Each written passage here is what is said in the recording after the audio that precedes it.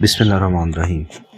जुलाई 1187 को हुतैन के मैदान में 7 सलेबी हुक्मरानों की मुतहदा फ़ौज को, जो कि मक्का और मदीना पर कब्ज़ा करने आई थी, अयूबी सिपाह ने इबरतनाक शिकस्त देकर मक्का और मदीना की जानब बुरी नज़र से देखने का इंतकाम ले लिया था और अब वो हुतैन से 25 मील दूर अकरहा पर हमलावर था।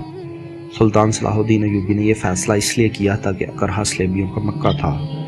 सुल्तान उसे तह तेज करके मस्जिद अक्सा की बेहरमती का इंतकाम लेना चाहता था। दूसरे बैतुल मक़दस से पहले सुल्तान अकरहा पर इसलिए भी हमला करना चाहता था कि सलेबियों के हौसले पस्त हो जाएंगे और वह जल्द हथियार डाल देंगे। चनाचे उसने मजबूत दिफा के बावजूद अकरहा पर हमला कर दिया और 8 जुलाई 1187 को अकरहा अयूबी अफवाज के कब्ज़े में था।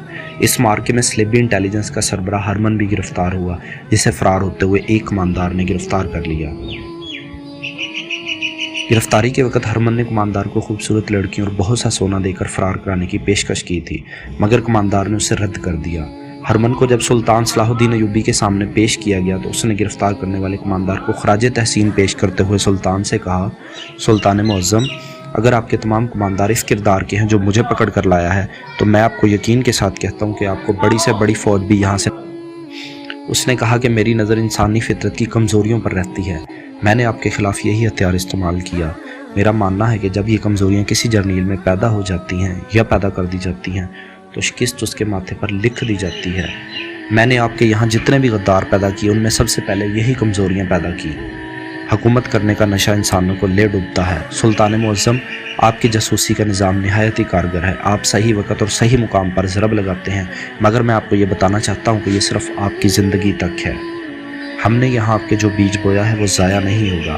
आप चूँकि ईमान वाले हैं इसलिए आपने बेदीन अनासर को दबा लिया, लेकिन हमने आपके हमरा के दिलों में हुकूमत, दौलत, लज्जत और औरत का नशा भर दिया है। आपके जानशीन इस नशे को नहीं उतार सकेंगे और मेरे जानशीन इस नशे को तेज़ करते रहेंगे। सुल्तान मुअज़्ज़म, ये जंग जो हम लड़ रहे हैं ये मेरी और आपकी, हमारे बादशाहों की जंग नहीं, ये कलेसा और काबा की जंग है जो हमारे मरने के बाद भी जारी रहेगी। अब हम मैदान जंग में नहीं लड़ेंगे, हम कोई मुल्क फ़तह नहीं करेंगे, हम मुसलमानों के दिल और दिमाग को फ़तह करेंगे। हम मुसलमानों के मजहबी अकायद का मुहासरा करेंगे। हमारी लड़कियां, हमारी दौलत, हमारी तहजीब की कशिश, जिसे आप बेहयाई कहते हैं, इस्लाम की दीवारों में शगाफ डालेगी। फिर मुसलमान अपनी तहजीब से नफ़रत और यूरोप के तौर तरीक़ों से मोहब्बत करेंगे।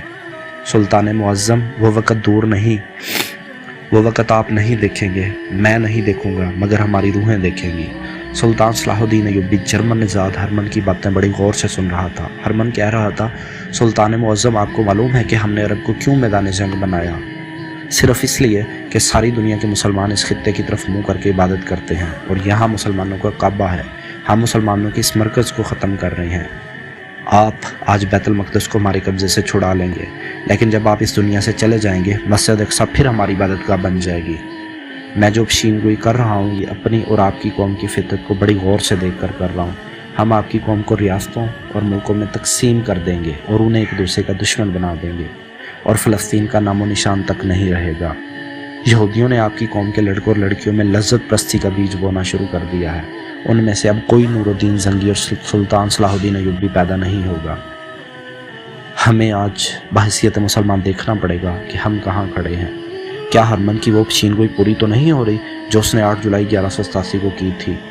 अगर ऐसा है तो हमें अपना किबला दुरुस्त करना पड़ेगा, वरना फिर वो दिन दूर नहीं जब हमारे हाथ मक्का और मदीना समेत कुछ नहीं बचेगा।